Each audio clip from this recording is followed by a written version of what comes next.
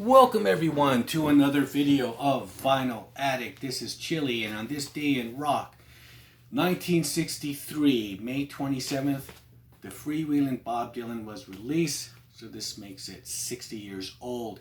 So before I get into this, please don't forget to hit the like button, comment on this video, share this video, and if you still haven't, please subscribe to my channel and hit the notification bell for updates. Okay, so with that out of the way, yes, the second album is 60 years old, and to me this album really sounds just like an old friend. It's classic sounding, it doesn't sound dated, because, you know, acoustic music always sounds like it's timeless, you know what I mean? Because it whether you're hearing something from the 80s and you hear some sort of weird production sound that only came out in the 80s, or you hear something in the 70s, some sort of instrument that was kind of just introduced in the 70s, or this or that. Acoustic music, no, you can never go wrong. And especially the lyrical content on here, it seems timeless. Probably the last song, I Shall Be Free, of course, he talks about, and he mentions people's names that are famous at the time, like Elizabeth Taylor, Bridget Bardot, John F. Kennedy.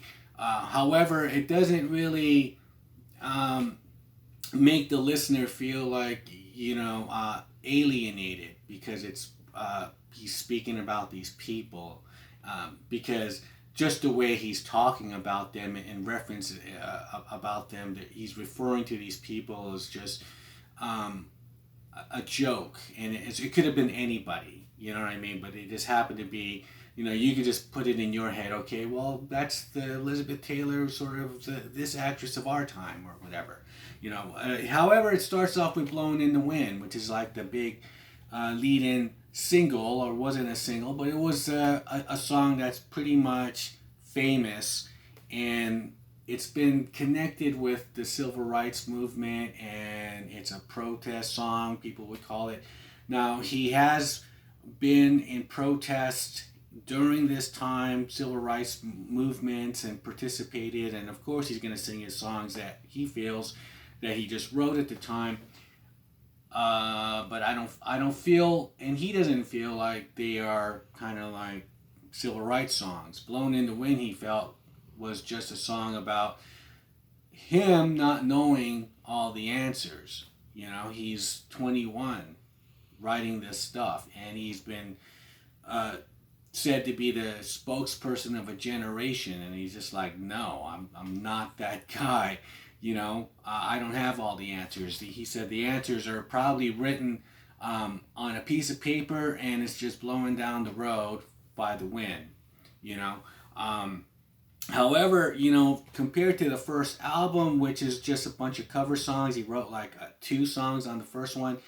This one, his lyrics are really matured, and he doesn't sound like someone who's 21. That's why he could be, told that and given that, that title of spokesman for a generation, because he's singing about themes here that are just really heavy, like Masters of War. He's speaking on the military-industrial complex, and how he's riffing on it is just like a whole bunch of pretty much verses on this stuff. You know what I mean? It's not 2-minute songs, 2-3-minute songs like on the first album. He's pretty much going in depth about the military-industrial complex.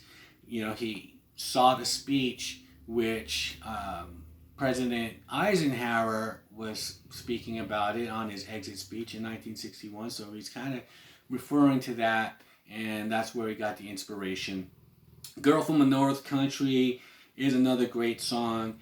And one of my favorites is A Hard Rain's Gonna Fall.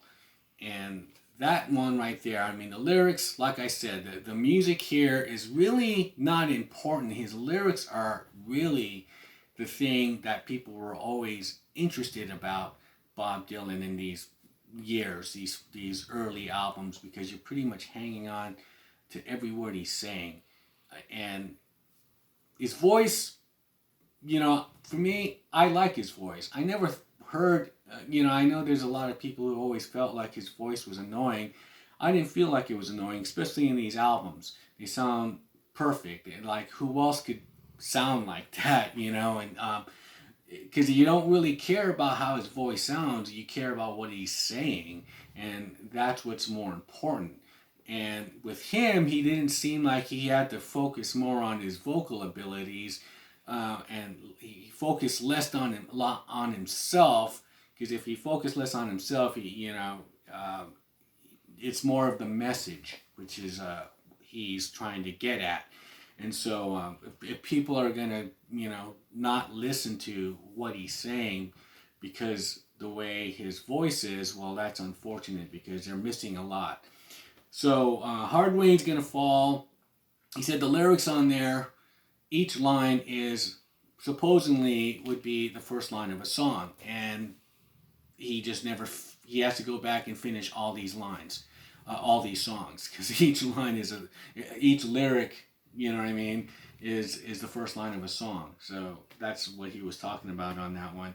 It's a really great song. He has some really good lines on there. I saw 1,000 talkers whose tongues were broken. He's just really speaking very kind of deep and everything. And I don't even hear that with singer-songwriters today. I mean, if you're going to pick up a guitar and be a singer-songwriter, I mean, this would be the album that you should pick up and listen to, because this set the bar high, and it's not like he's singing these songs and going, oh, right, I'm signed to this label, I'm going to dish out some singles. I mean, no, he's singing about Masters of War, so it's not about, there's nothing behind it where it's pretty much there's an agenda. It's more just him writing what he sees and feels, and that's what's awesome about this. So that's my vinyl pick for today, which is, what was released 60 years ago, the Freewheelin Bob Dylan.